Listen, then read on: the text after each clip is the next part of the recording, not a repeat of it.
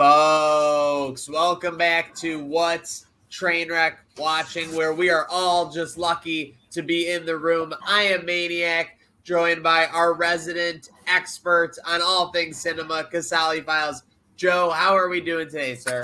Oh, we are doing great. It's just good to be back. Although it seems Marvel has just been nonstop with putting out content, it's always great to talk about something new in the Marvel Cinematic Universe. I'm feeling great. Seriously, it is a great time to be a Marvel fan. Basically, it was like we've been saying for the last half decade, and no better time to break into all these crazy conundrums, all these potential possibilities than with what Loki and Sylvie did at the end of this most recent series, essentially starting the multiverse. And that brings us to where we are now with What If, Casali. Yeah. What if? Yeah. I mean, even hearing about the makings of the show long ago with them doing an animated series, and obviously with Disney Plus, that's a great place to showcase so much more entertainment than you can just get on the local big screen. But I mean, this show, it started off with a bang. It really shows that not only they can explore the multiverse, but they also have a place where they can have fun with it and not take it too seriously with what the movies potentially are going to be doing. Seriously, the realm of what Marvel can do and the limit of what is acceptable, quote unquote, is basically limitless. And like we've said for the past couple movies, and essentially since Infinity War, that's a credit to the work that they've done. Because when you have laid such a good foundation with all these stories, characters, these universes, you get a little bit more flex, a little bit more, slack on what you're allowed to do. So yes, we are in What If, and essentially What If seems like its own sub-universe to me so far, Casali, but obviously everything in Marvel shrouded in a little bit of mystery, everything based on one decision. It all goes back to one person, the Watcher, who seems, I was picking up Galactus vibes with the kind of zoned out shadow, but I know that can't be true, right? Yeah, no, I mean, I don't know too much of his back history with the comics, but I know he is some sort of god. I don't know even if he's considered a Titan, but definitely he has that mysticism to him that works perfectly. That, I mean, from what I understand, he just watches everything throughout, kind of like what we got at the end of Loki with what they're setting up with Kang. So, I mean, it just, again, I always say that it's great to just showcase how much. I mean, there's so many characters throughout the comic universe. So, whatever they can play with and showcase on these TV shows is just all good by me. And you see it kind of behind us in the promo poster, a couple of these ideas and ventures that they are going to be going out on. So let's get into it with What If Episode 1. And this is based on the potential, Casali, of Captain Carter, one that we saw prominently in the promotions. So again, all of these what if situations are based on one decision. And in this universe, this sub, storyline, this branch, whatever you want to call it, Peggy Carter decides to stay in the testing room when Steve Rogers is about to get put in to become Captain America. Yeah, I mean, it was, again, that I knew that the general idea of what this series was going to be, like, this show started literally, like, right from the framework of Captain America, the First Avenger, and we saw, Steve going into the lab, and yes, I guess that sort of hiccup where instead of her leaving and seeing through the glass frame in the background where he was getting the serum, she stayed in, and it was a good thing she did because she was in there to intercept a little bit, and maybe all the attention got pushed towards her and kind of showcased what it would be like if she had to succumb the serum. At least that's what it was setting up. So she makes the momentary decision. I guess the formula was going to expire, or whatever spin zone you want to use. She jumps in the capsule. She becomes Captain Carter. She's instantly, buffed up just like Steve was in the movie. The cinematography, very similar. Next scene, she's getting yelled at because she's getting accused of wasting $60 million, which, by the way, I looked it up in inflation. 60 million then was 1 billion today. So that's a lot of money to waste. No small feat there. But with that said, I was surprised by the skepticism of some of these characters once she becomes Captain Carter. I mean, was it like, I guess Steve got some in the movie as well, but it's almost like they didn't acknowledge that she was now supersized.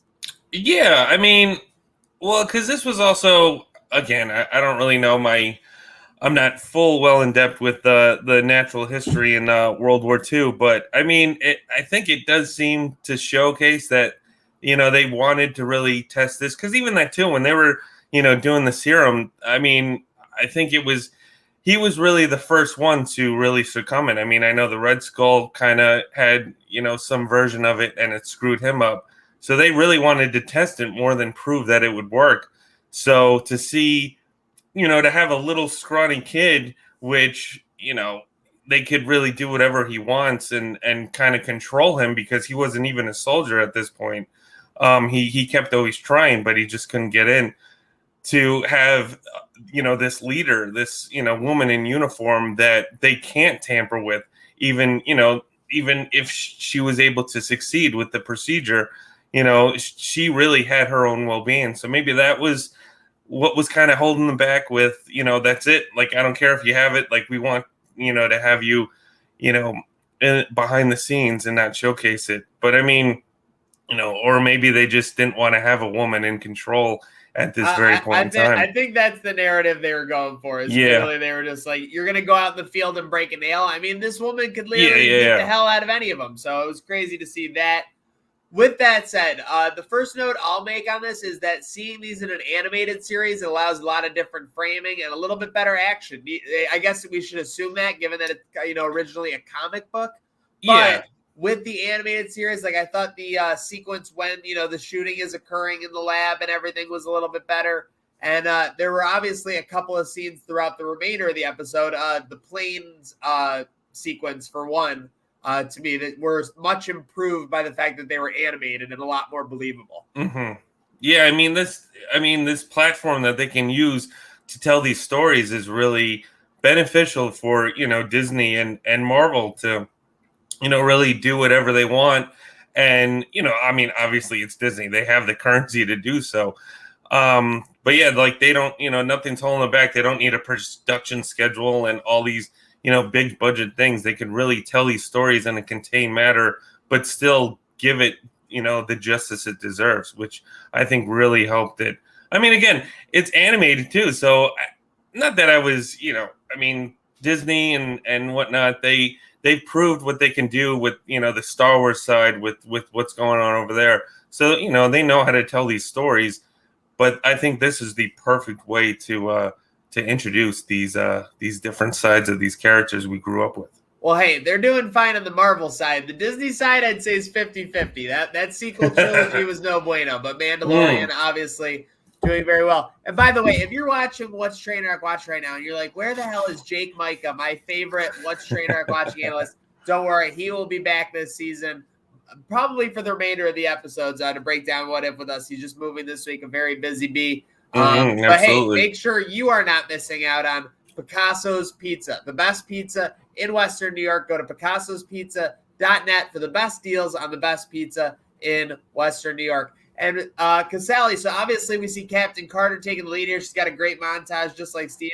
But don't worry about Steve getting left off, because Peggy Carter made a name for herself in Captain America: The First Avenger, Steve Rogers would find a way, Casali. Yeah, I mean, even this kind of just gives me so many like tingly vibes, because we also, throughout the movies, we know the history that Steve Rogers goes through with the Starks, with Howard Stark, and then once he would meet Tony Stark years later. So I think this was kind of a cool way to still incorporate him. I'm glad that they didn't leave him like in the shadows in the background to showcase. Like, obviously, that's kind of like their thing. And, I mean, whether, again, Marvel wants to kind of showcase the female role, even though I feel like they've done well with that in the past. But it's cool to see that even though they pushed the story that would be Steve Rogers' story to Peggy Carter, we still got to see him, incorporate and be a part of her life and kind of build to that romance that builds between them within the movie. Absolutely. And again, so you have Steve Rogers taking the kind of sidekick role to Captain Carter as the Hydra Stomper. the indestructible Hydra Stomper. But yeah, you have a lot of the same characters from First Avenger here. You have Red Skull, you have Howard Stark, you have Zola. Casali, without getting too into it, did you have a favorite callback or a favorite character it was nice to see again from these stories? I mean, yeah, I mean, I think all of them, and the cool thing about these shows too is that they have, aside from Steve Rogers, they're having all the people who played them in the movies come back for the voice role. So it was always cool to see. I just finished myself. I was a little late with watching Agent Carter, so I just finished watching that through. So it was cool to see her come back, Haley Atwell come back as Peggy Carter, because she's always great. It was cool to see Howard Stark come back. It was just cool to see, people just like, stamp around. The voice work was just incredible. Yeah, the voice work was incredible. I was surprised they were able to get a lot of original voices for most of these roles, weren't they? Yeah, I mean, from what we see, from what we hear about later, there's a lot of big surprises that they have leading up with these episodes. But it was really cool to see a lot of these people come back. And that's exciting too, because even though their stories ended within the film, we can still kind of live with them. They, for obvious reasons, when they were doing the first Avenger, they had the original Red Skull. I forget his name at the moment, but he was like Agent Smith in the Matrix and whatnot. Yeah. But when he did the movie, he didn't really like being in it. He just did it for like a one-off and stuff. And obviously, Hugo Weaving. Yeah, I mean, come on, Joey, come on, get there. But yeah, so when he was filming that movie, I remember reading some things that he didn't want to be a part of. The rest, he thought it was too silly. So when they brought the Red Skull back, spoiler alert, for Infinity War, they got Walking Dead's own Ross Marquand. So it was cool to like have him come back and doing some Johann Schmidt Red Skull voice work. They even brought Sebastian Stan back, Stanley Tucci, all these familiar voices, which was pretty a sight to the ears. That was great. It was a sight to the ears. It was home cooking for the ears for sure. I enjoyed Howard Stark. I thought the one line he had about dating the German woman was funny. And yeah. They also had a great callback. The suit is nothing without the man inside. They used this line for to say that Steve Rogers was really what was making the Hydra Stomper. But it also ends up being a line that, Tony Stark says to Spider-Man. Essentially, if you need the suit, then you don't deserve it. So it's very, they're able to obviously, when you know all this, have this chronology, have this, all these lines that they use, they're able to do callbacks and stuff. But I really enjoyed that. Yeah, well, and not even that too. Kind of like what I was talking about before. Again, I think this was a cool way for Steve, to kind of understand what the whole mantra, I guess, of. Obviously, this is, an alternative universe, but, it's cool because when we saw the movies and we saw Steve Rogers and Tony Stark's relationship building from the Avengers to Captain America Civil War, they always had like a little disagreement with each other, not until Civil War was when it was a full, war against the Avengers. But for, Steve always thought that Tony was just a playboy superstar, even their interrogation, one of their interrogations in the first Avengers movie was, take off the suit and just fight me. Who are you without that suit? So it was kind of cool that, now he'll experience that just because you're wearing a suit doesn't mean that that's all you need, that it's the hero inside. That was always something, with Tony Stark's legacy, which I thought was pretty cool. A nice callback. It's also proof whether you're a superhero or it's just your, coworkers. When someone calls you out and they're right, you get to work on it sometimes. So it's totally fair. But hey, solid first episode of What If. Obviously, we get a very similar ending. We also got Jeremy Renner on some voice acting, so surprising even for some of the smallest roles.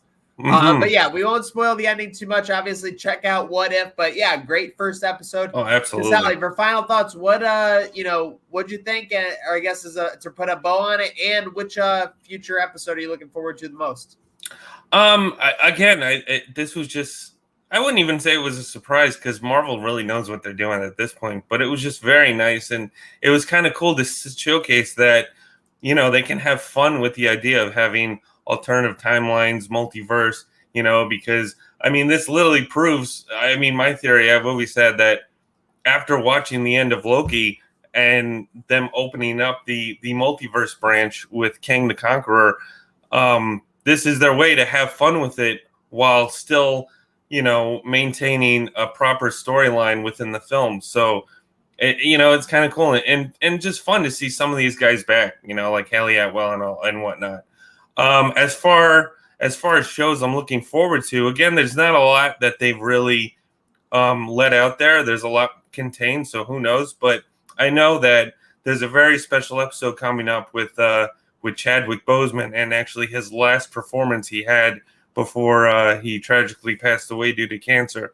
So I am looking forward to that, and I believe, not to give anything away, but I believe maybe he's going to be more going into the galaxy, from what I understand of his episode. So I'm really looking forward to that one.